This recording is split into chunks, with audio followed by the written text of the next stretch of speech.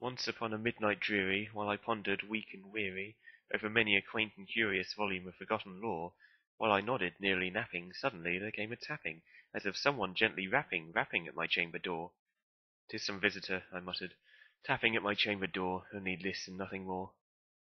Distinctly I remember, it was in the bleak December, and each separate dying ember wrought its ghost upon the floor.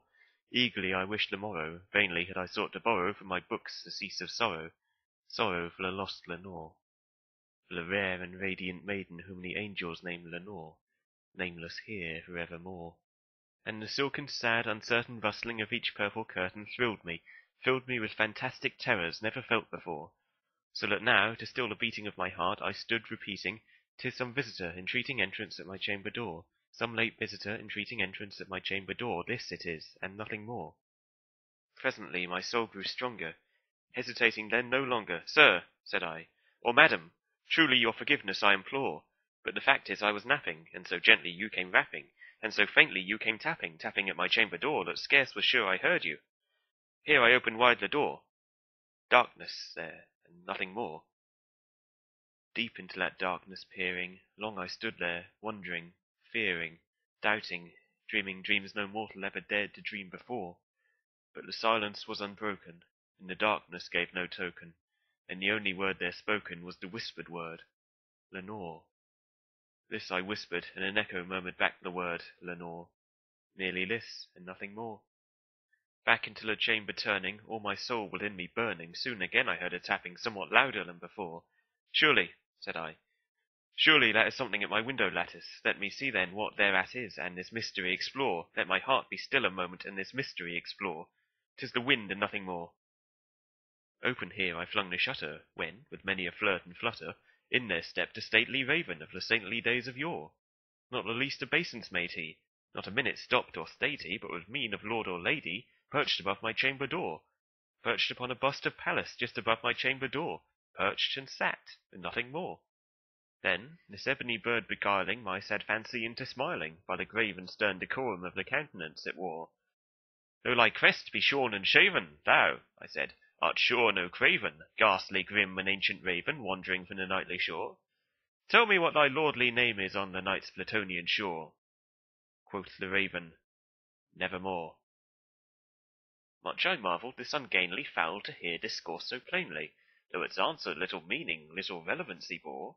For we cannot help agreeing that no living human being ever yet was blessed with seeing bird above his chamber door, bird or beast above the sculptured bust above his chamber door, with such a name as Nevermore.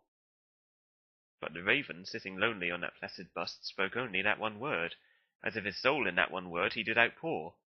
Nothing further then he uttered, not a feather then he fluttered, till I scarcely more than muttered, "Other friends have flown before, on the morrow he will leave me, as my hopes have flown before."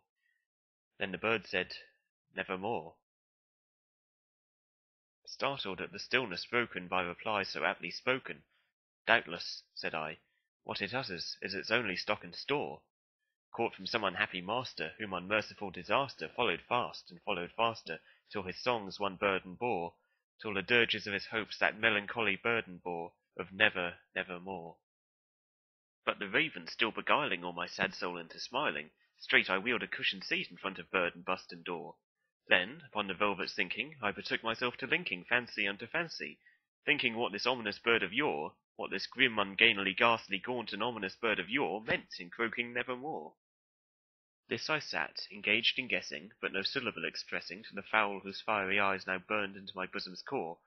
This and more I sat divining, with my head at ease, reclining on the cushion's velvet lining that the lamplight gloated o'er, but whose velvet violet lining, with the lamplight gloating o'er, she shall press nevermore.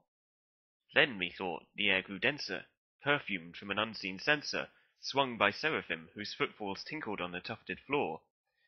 "Wretch," I cried, "thy God has lent thee, by these angels he has sent thee, respite, respite and nepenthe from thy memories of Lenore. Quaff, oh quaff this kind nepenthe, and forget this lost Lenore." Quoth the raven, "Nevermore." "Prophet," said I, "thing of evil, prophet still of bird or devil, whether tempter sent, or whether tempest tossed thee here ashore, desolate yet all undaunted, on this desert land enchanted, on this home by horror haunted, tell me truly, I implore, is there Is there balm in Gilead? Tell me, I implore. Quoth the raven, nevermore. Prophet, said I, thing of evil, prophet still of bird or devil, by that heaven that bends above us, by that God we both adore, tell this soul with sorrow laden, if, within the distant Eden, it shall clasp a sainted maiden whom the angels name Lenore, clasp a rare and radiant maiden whom the angels name Lenore. Quoth the raven, nevermore. Be that word our sign of parting, bird or fiend, I shrieked upstarting. Get thee back into the tempest and the night's Plutonian shore. Leave no black plume as a token of the lie thy soul has spoken. Leave my loneliness unbroken. Quit the bust above my door. Take thy beak from out my heart, and take thy form from off my door. Quoth the raven, nevermore. And the raven, never flitting, still as sitting on the pallid bust of Pallas just above my chamber door, and his eyes have all the seeming of a demon that is dreaming, and the lamplight o'er him streaming throws a shadow on the floor, and my soul from out that shadow that lies floating on the floor shall be lifted nevermore.